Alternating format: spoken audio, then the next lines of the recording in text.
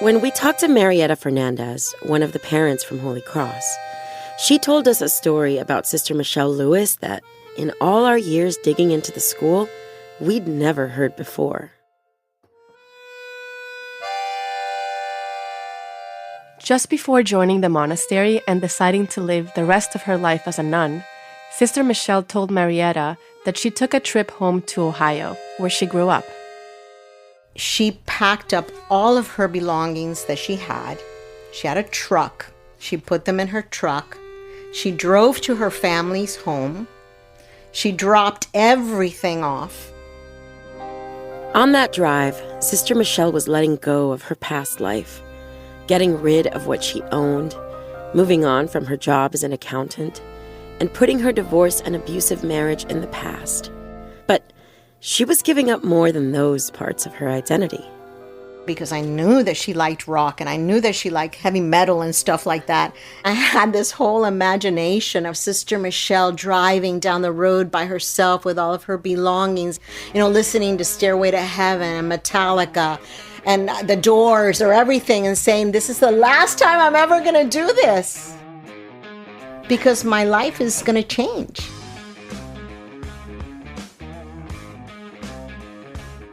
She released any energy that was in any way negative in her life. And she knew that she had to do that. If she was going to be a monastic, you give everything up. You really don't bring anything with you. She was joyful to do that. She was joyful because she was releasing that from her life. She was starting over. Hearing the story about Sister Michelle now, it got us thinking about Father Wendt and Father Damien. We've spent so much time talking to the police and lawyers and Mike over the years that we've always seen the priests from that perspective, as manipulative, power-hungry frauds who maybe sexually abused one of the boys who they promised a better life. But over the years, we can't say that we haven't had our doubts about that story as well. There was never any solid corroborating evidence that the abuse happened. If Mike was capable of doing something as terrible as stabbing someone more than 90 times, maybe he's also capable of lying about the abuse. And if that's the case, who's to say that the priests weren't doing the same as Sister Michelle when they moved to North Carolina? Maybe they weren't running away, but giving up what they had, the school, the monastery, their community, and starting over again. And when the Orthodox Church in America also started looking into them, maybe they realized that they didn't go far enough. They needed to give up more and begin again, this time in Ukraine. But their long silence in the decades since the murder has left us feeling like we'll never truly know how to feel about all of this. When we started the project, we knew that in order for this story to feel fair, we'd have to at least try to talk to Father Wendt and Father Damien to share their side of the story. But 20 years ago, they didn't even answer questions while under subpoena in front of a judge. And on top of that, we had no idea where to even find them. I'm Paula Barros. And I'm Melanie Bartley. And this is Sacred Scandal.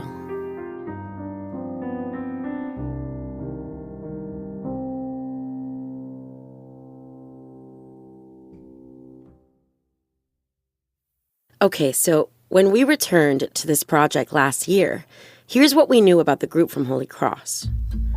From what we could put together based on what's publicly visible on social media like Facebook and LinkedIn, Fathers Wendt and Damien, Petro, and Vasil all appeared to be in Ukraine since about 2011.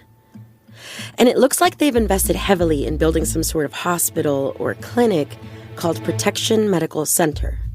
It's in Uzhgorod, the biggest city in Transcarpathia, and it looks like it opened around 2013. We learned that the clinic is like a mini hospital. It had a staff of doctors, nurses, and technicians. They did basic general medicine type stuff, but also had expensive modern equipment to do MRIs, CT scans, X-rays, and minor surgery. The website for the hospital, where we got most of this information, listed fathers Wendt and Damien, Petro and Vasil, all as directors as recently as last year. But strangely, that site became disconnected over the summer, and we couldn't find any news as to why. Also, it looked like they were starting to build a new monastery about 8 years ago. From Facebook photos, it was shaping up to be a small version of the gold, onion-domed Orthodox churches you see across Eastern Europe. But we had no idea where it was in Ukraine. And after 2014, there are no more public photos of Father Wendt or Damien. Up until then, they look almost exactly as they did at Holy Cross, forever in their long black robes. But Petro, the monk who was Wendt's assistant, had more recent photos. In older pictures, he dressed in monk's robes, but now he was almost always in regular clothes. And as you click through his photos, you see less of the other monastics and more of someone else, a woman. And they look close, like a girlfriend or maybe even a wife. We wondered if he left the group. It was also unclear whether or not they still use the monastery in North Carolina, which they still own. The property was put up for sale around 2016, but it never sold, and they took it off the market 2 years later. We tried reaching out to all of them through social media because we had so many questions, but never got any response. So last year, when we talked to the former monastic candidate Ilya Herzog, who lives in Ukraine, we decided to see if he knew anything. Ilya told us that one of the monks, Josip Lembak, who is also another one of his cousins, left the group when they returned to Ukraine. He got married and started a family. But Ilya heard that Josip left in part because of the medical center. Because I know that Josip's brother, we were working together, and he told me that he visited that center before Josip was there, before he left. So he didn't like the way it was here, that they had to work all the times, all the days, and even if it was holidays or Sundays. But usually in our religion, if it's big holiday or Sunday, you don't do any physical work. And there they were working, and he was asking his brother Joseph, why are you working? And they said, because Father Wendt blessed our work, we can do anytime, anything, and any day, like that. And they were only two of them, Vasil and Joseph. And then Joseph left. Ilya told us that his other cousin, Vasil, was no longer working at the medical center. But his path out of the clinic was different.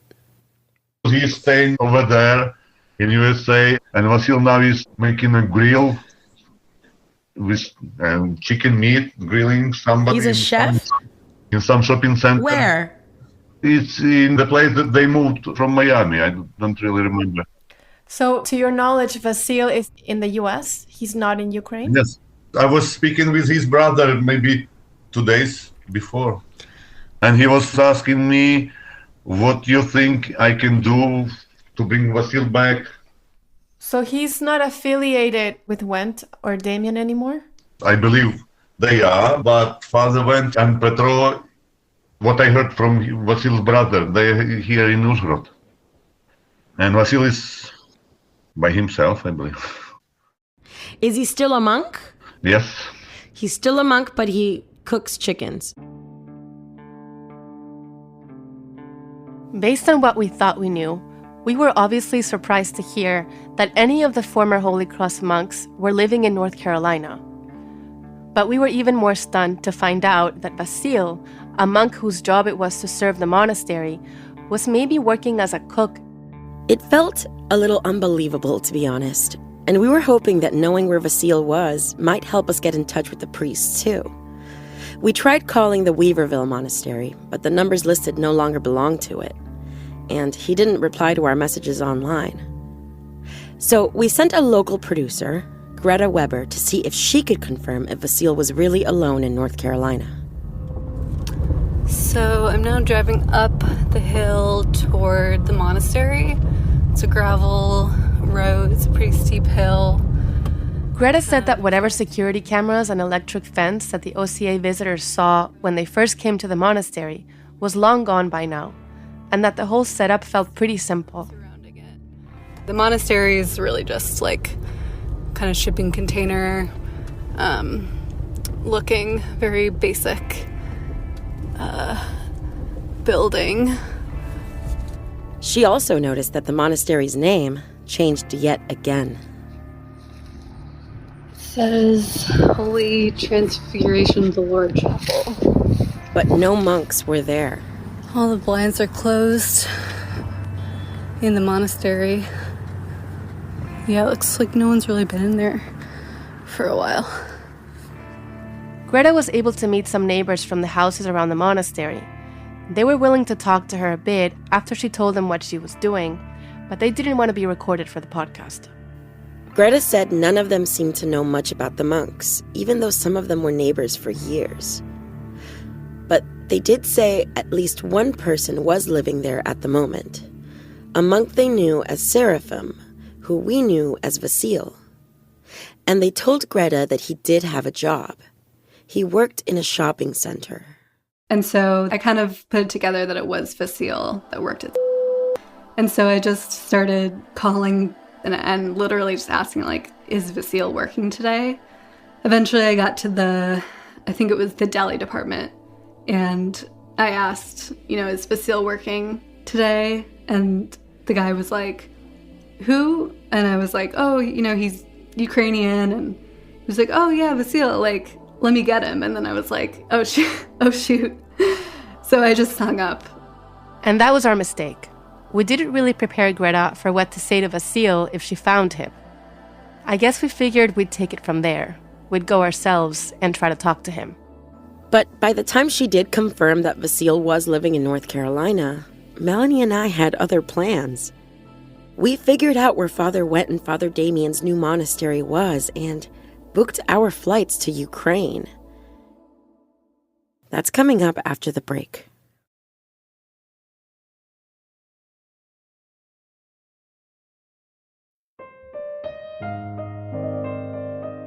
Welcome back to Sacred Scandal.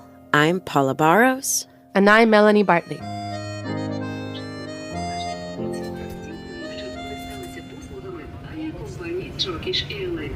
All right, here we go, Ukraine. When Ilya confirmed that most of the Holy Cross group was still in Transcarpathia, we knew we had to go find them.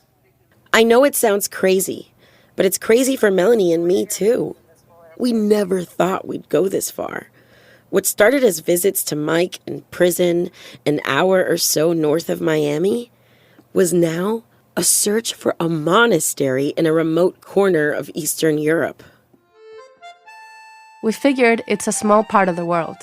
If we ask around, someone has to know where to find a tall American priest. This was in early December of 2021, just as the political tension between Russia and Ukraine started to begin. Everyone in our family was worried about us, telling us not to go. Are you sure you want to go now? But by then, we'd already bought our tickets. So we flew from Miami to Istanbul to Lviv, a city in western Ukraine. We're officially in Ukraine. And that's a landing. We got a landing, ladies and gentlemen. Wish us luck, guys. And then we did a long 4.5-hour drive from one side of the Carpathian Mountains to another. Here you go, sir. America, Until we got to Uzhgorod, the city where the Holy Cross monks opened their medical center. I'm in Ukraine.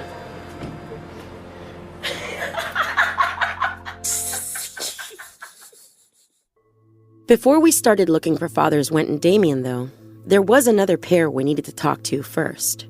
Mike's parents, Maria and Yuri Kofel. They still live a lot like they did while Mike was growing up. Yuri retired from the railroad, but in their 60s, they still work in the fields with tools straight from the 1800s. A few years ago, Mike wrote to Paula and me worried because he hadn't gotten an email from his parents for a long time. Aside from us, they're really the only other people he hears from regularly. We got in touch with the Kofels, and it turned out that Florida's prison email service was now blocked in Ukraine. So we helped his parents get into a VPN so they could get around the restrictions. Since then, we've kept in touch with them too.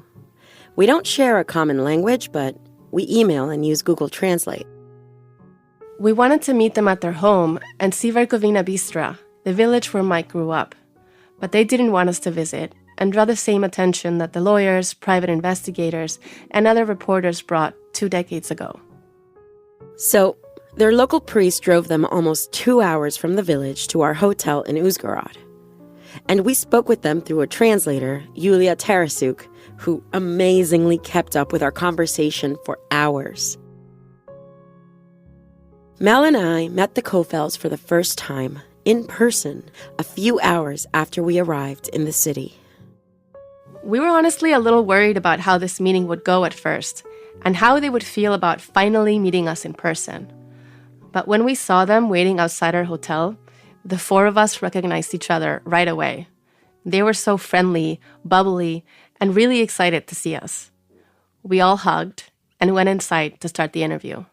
Я Марія, живу в селі Верховна Бистра, мати Михайла. Люблю його і всіх. Надіюся, що він скоро прийде. She's Maria. She lives in Verkhovna Bystra, and she loves Mikhailo a lot. And she's waiting for him to come soon. And Yuri? Я Юрій, батько Михайла. Я надіюся, дасть Бог, скоро буде вдома, Міша. He's his father, and he's waiting for him to be home soon. Though it was exciting to meet them after all these years, we knew this would be different than our casual emails. Today, Mel and I would have to bring up some more difficult stuff with them, things we weren't sure they'd be comfortable talking about. And after our emotional greeting, these questions would be hard for us to ask. Mikhailo has told us that you had a drinking problem when he was growing up, and he's very happy that you're recovered now. But can you tell us a little bit about that phase of your life? Та були такі часи, у нас, тепер так люди, я думаю, що не п'ють так люди, а там було постійно. Yuri seemed a bit embarrassed that we brought up this time in his life. He brushed it off and said it's just something that people did in those days. But it was his drinking that led to Mike's allegations of sex abuse against him. Since those allegations, Mike's relationship with his dad has mended, and he's actually retracted those initial accusations against Yuri. He said that he was too drunk to realize he was touching Mike and not his mother in their shared bed. Let's go back to these guys. How did they present the opportunity to you? What was the package? Вони такі були, ми нараз сказали, що в нас один син, він любить це вчити, говорить, ми не можемо на постійно його відпустити. І вони нам сказали, говорять, ми плануємо відкривати церкву у нас. Монастир у Невицьку. They said Went initially told them that the plan was to build a monastery and a hospital in Ukraine. Mike would study for 3 years in the U.S., then come back as a monk and a doctor and work in the hospital. They couldn't say no to such a thing, and they were hoping that they will be meeting him here. Maybe not in his village, but they would live close. We asked the Kofels if they saw any signs that Mike was struggling at Holy Cross. They mentioned a few things that stood out to them, mostly that he seemed sad or different when he came home. He would also flinch and jerk back when they tried to hug him. And that time when he came home with Father Damien and the adoption was brought up, they felt as if the priest didn't want Mike to be alone with his own parents. So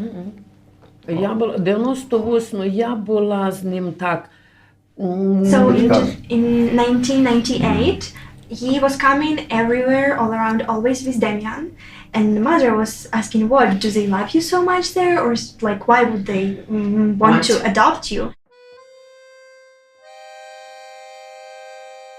In Mike's letters, the Kofels said their son told them that he was fine, but that Mike did hint at something he maybe didn't want to share. Він їх привчали там He до would того. be telling to the mothers that they are watching some weird movies in the evening.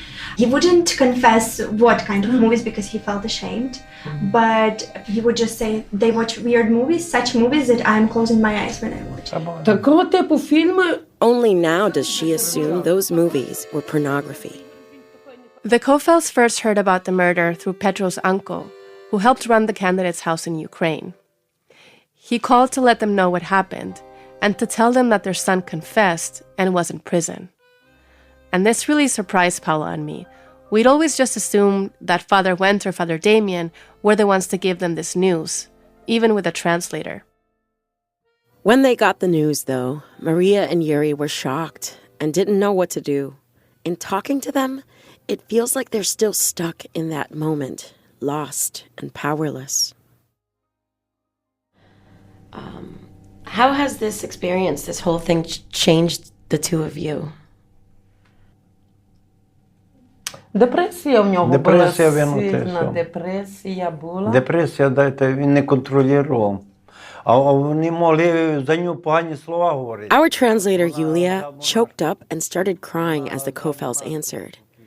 Through tears, she told us that they both talked about depression, and that Yuri said he just has to keep living, but has no real happiness І anymore. депресія, плюс то, і все, я так думаю. Yuri also said he has health issues, and his only hope is that he lives just a few more years to see Mike get out of prison. Now, Yulia wasn't the only one in the room with eyes filled with tears. Все виплакали, все. The Kofels told us that over the last 2 decades, they already cried everything out. Може, ми вам розкажемо, може, з серця знімемо то все. Maria said that maybe talking about it now could lighten their hearts. We were also curious about whether Father Wendt or Father Damien reached out to them at any point after Mike was arrested, to give them any more details on their son's case, or maybe just to see how they were doing. Did Father Gregory call you at all to tell you what happened? Чи батько Григорій вам дзвонив, чи він щось розказував? Нічого не дзвонили, не Дем'ян, не він не дзвонив за то, нічого. Не дзвонили. They told us that they never once heard from any of the priests or the monks in the last 20 years. And this too really struck us. I mean, the Kofels trusted them as priests and knew them both. And Father Damien slept in their house and tried to adopt their son. It always felt like the least they could do was reach out, but that never happened. А то чудо. Що ти розкажеш? То не сердіться на Мішку, що ти розкажеш, коли вони таке втратили. They're surprised at why То he чудо. doesn't go. Чудо, то комедія. We are surprised too. We are surprised. Там дійсності, ну то вообще. And Maria and Yuri also were surprised to learn from us that the group were now living in Transcarpathia, something we figured they already knew. Finding out that Fathers Wendt and Damien were living so close, but still never called or visited, clearly upset. Що, для нього то нормально, да? Для нього то нормально, да, тоді. The Kofels were still emotional all these years later. They clearly felt wronged by the priests. Maria wondered how they could all go through this terrible experience together, but get nothing but silence. They even went so far as to blame the murder on the priests because they were in control at Holy Cross. They also believed their son's allegations of sexual abuse against Fathers Wendt and Damien. And Maria said it wasn't up to her or her husband to judge the priests, but to God. Розумієте, щоб їм Бог відпустив за ту тил, ну би і відпустив, я думав. That night, the Kofels changed their mind about us coming to their home. Now they insisted that we stop by if we had time during our trip. Then we hugged again, we cried some more, and they drove back up the mountain to Verkhovina Bystra. We wanted to know why no one from Holy Cross had ever reached out to them. So, the next morning, we'd start poking around Transcarpathia, trying to answer that question. That's coming up after a break.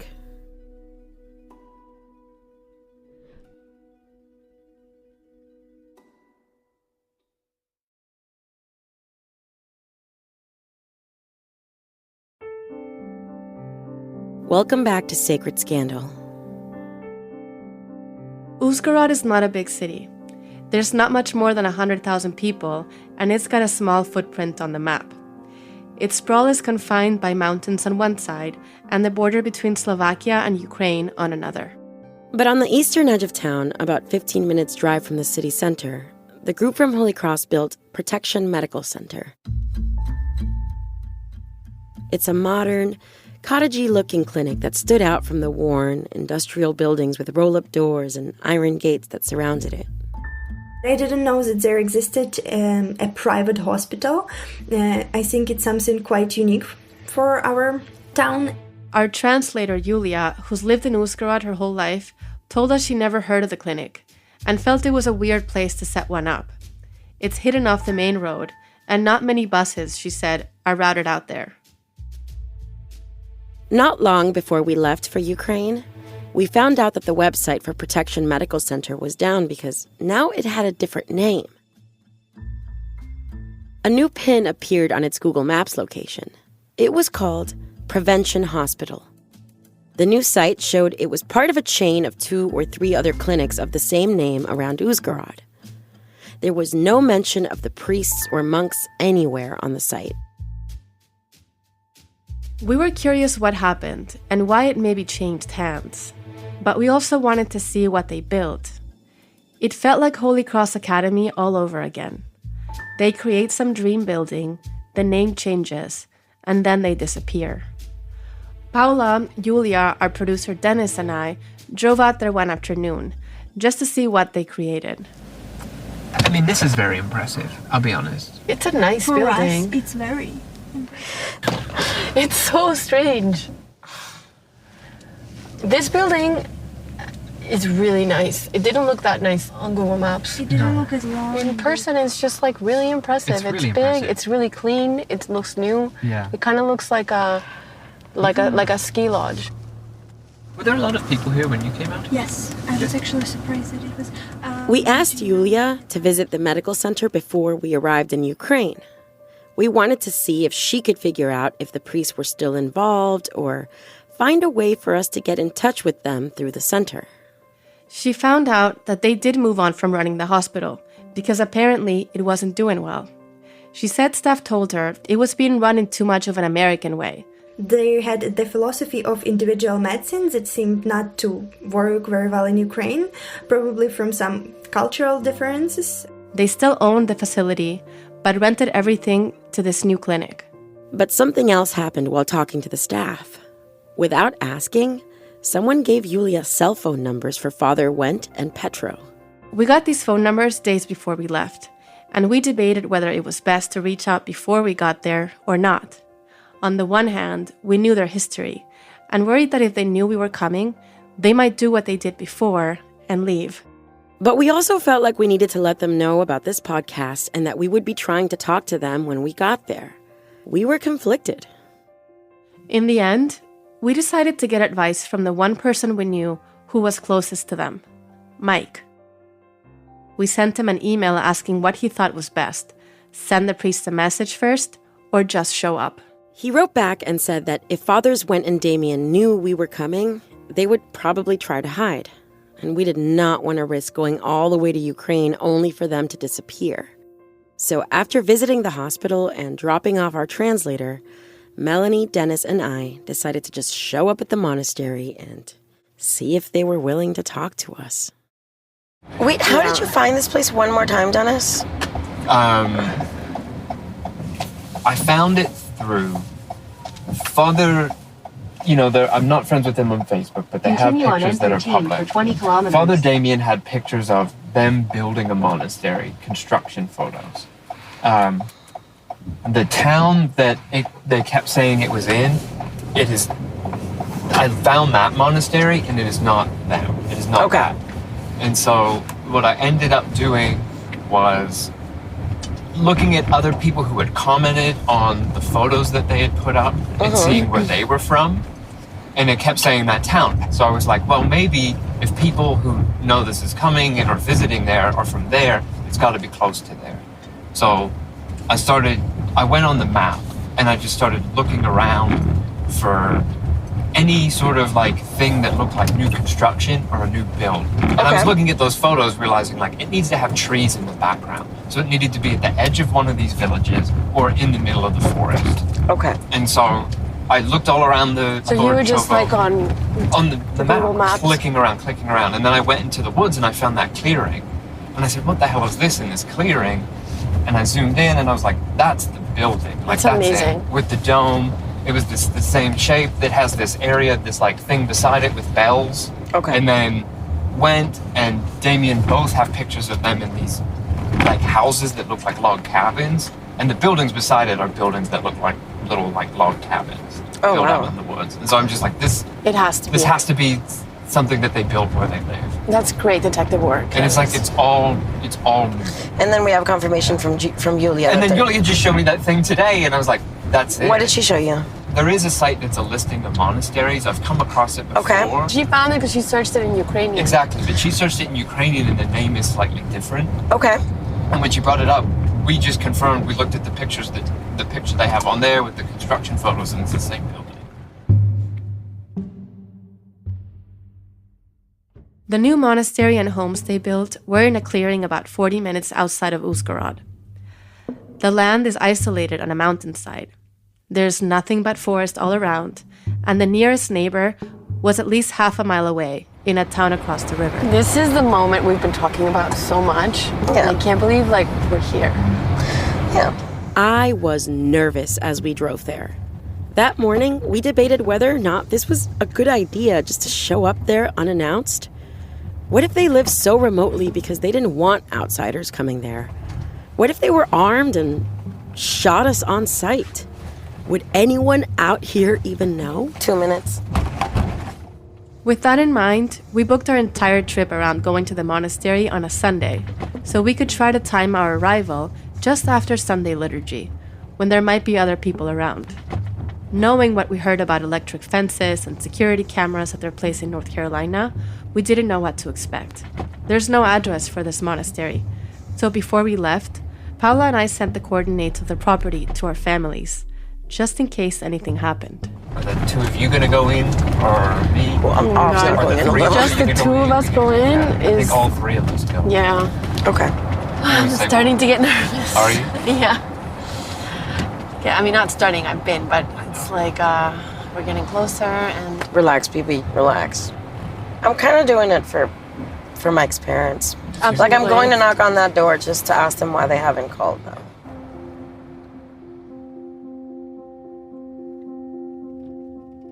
As we pulled off the main highway, we drove farther and farther from town and deeper into the remote mountain forest. On these rural backroads, the early winter snow started to fall harder and harder, coating the road and the trees in a cold, white quilt. Okay, this is feeling a little The Shining. This is very The Shining. It completely changed. Everything is different.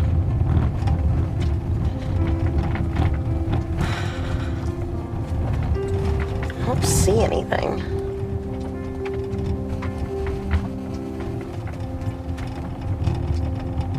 Oh, okay, I see where we're going. Yeah, this is very hard to find. There's a vehicle. This is a location where You have arrived. And there's a van.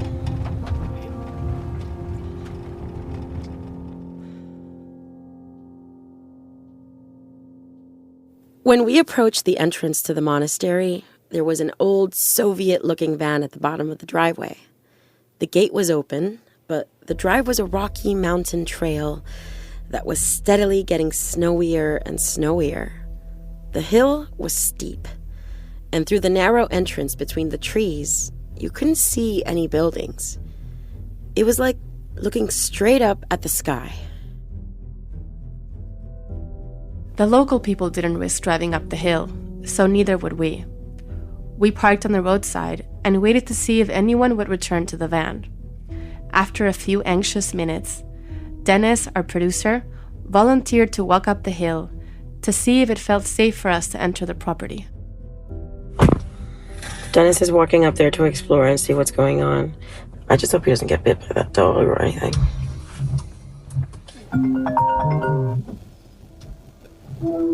Hello? Yes. Yeah, can you hear me? Yes, I can. Okay. I'm gonna, can you guys keep talking so I know I can hear you? Yes, absolutely. Is it okay if like I answered on the Apple thingy, and it's on speaker? Yeah, that's fine. Okay. Yeah, that's fine. He's walking up. All right, Den. It's gonna be okay. Can you hear me?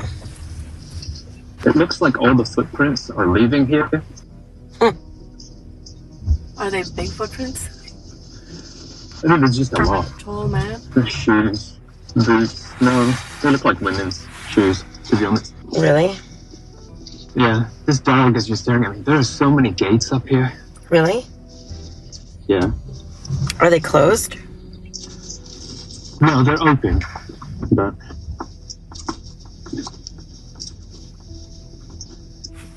there's some trees cut down up here. We definitely can't drive up this. No, right? We This is can't. a mess. No, I wouldn't.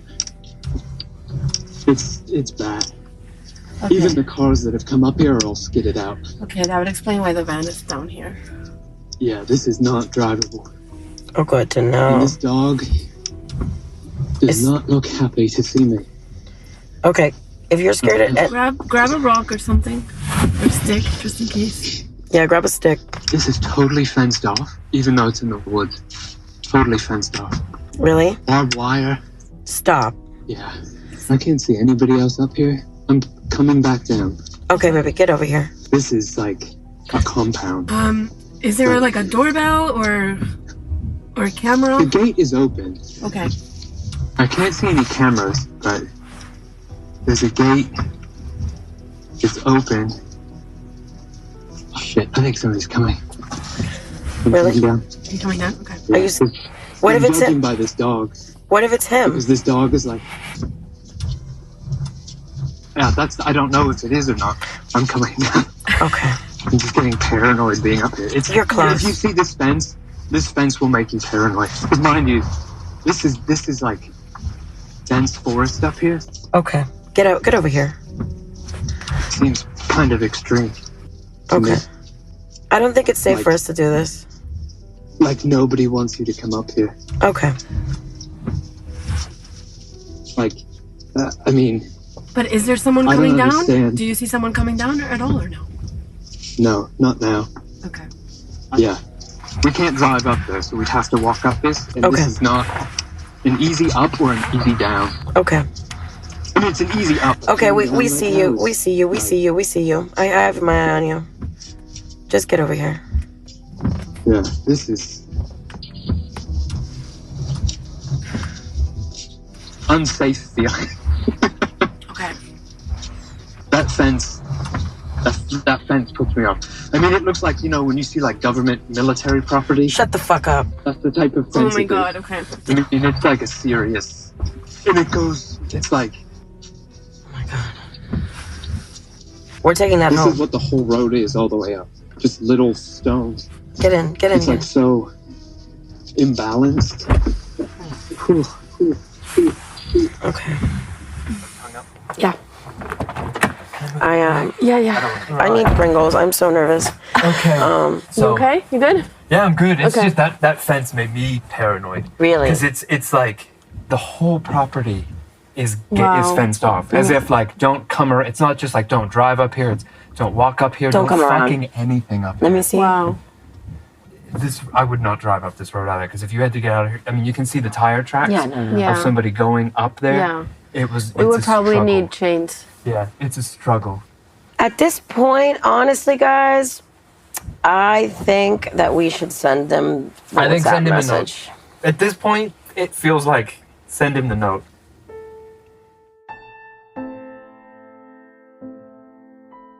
We drove back to Uzhgorod and wrote a long message on the way.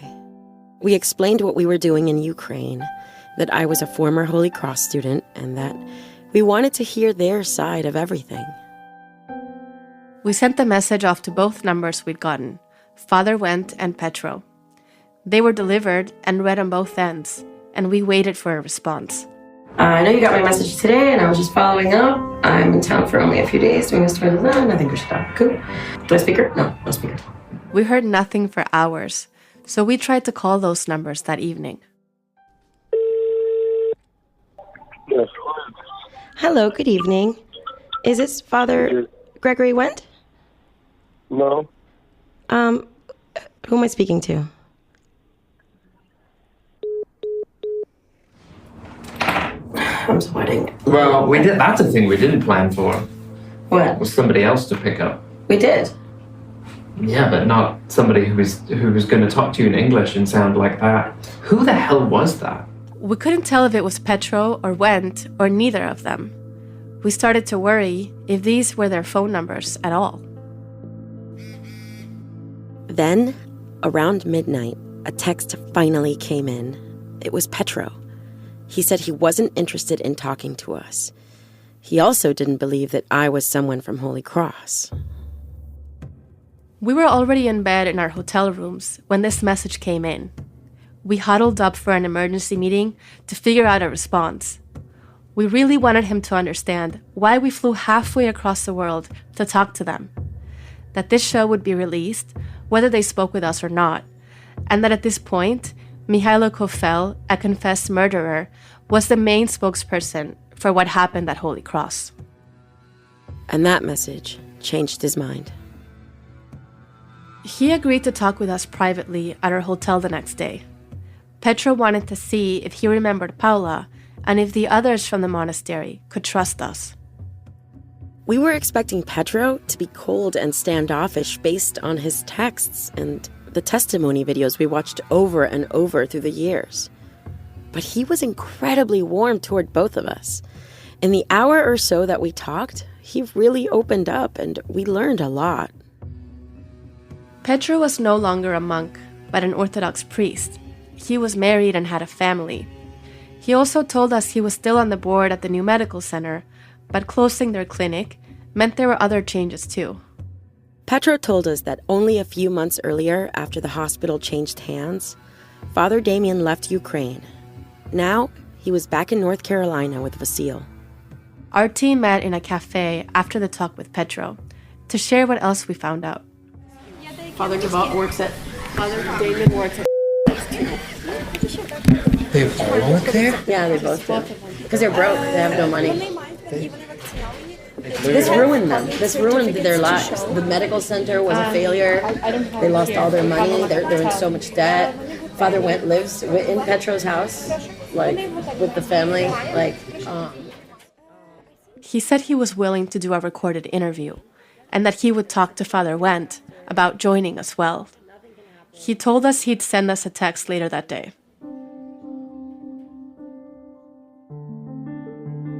We waited to hear back from Petro, and he finally messaged us that evening. He sent a text saying Father Wendt would like to talk to us on the phone first before agreeing to an interview. But, he said, the priest would call us. It was already late, and our last night in Uzhgorod. The next day, we planned to stop by the Kofels as it was on the way back to Lviv. We needed to leave by midday to avoid driving through the mountains at night and miss the worst of a huge snowstorm that was expected to roll through in the evening. We stayed in Uzhgorod a little later than we wanted, hoping to hear from Father Wendt or Petro.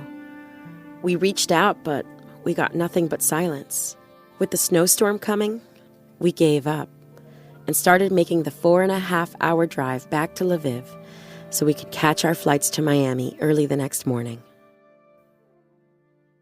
Then, about an hour into the drive... The headphones. Oh. The phone rang. Hello? Hey, Paula. So I'm here with Father Gregory. You're going to talk to him now, okay? Oh, thank you so much, Petro. Okay. I'm giving him the phone. Okay. Hello?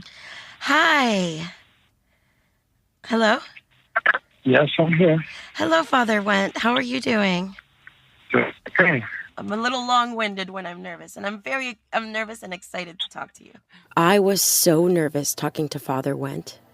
I imagined this moment for years, and we sat anxiously on the side of a rural Ukrainian road, trying to convince him to give us his side of the story.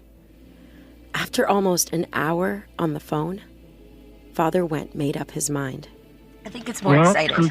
And I think that, you have something that you would like to do. Yeah. And don't see anything wrong with it. So why not advance what we can for you? We set a time to meet with them at the monastery that evening. In a few hours, we'd be face to face with Father Abbot Gregory Went.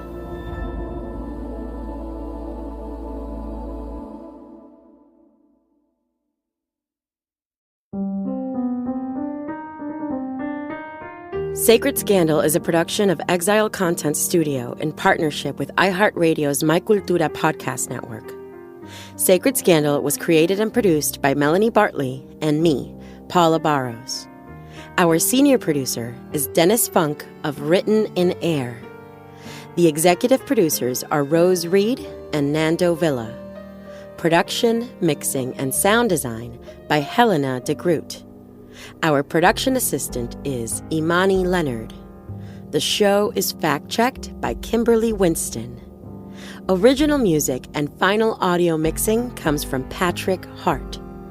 And special thanks on this episode to Yulia Tarasuk, Greta Weber, and Travis Roig. If you'd like to reach out, email us at hello@sacredscandalpodcast.com, and you can follow us on Instagram @sacredscandal.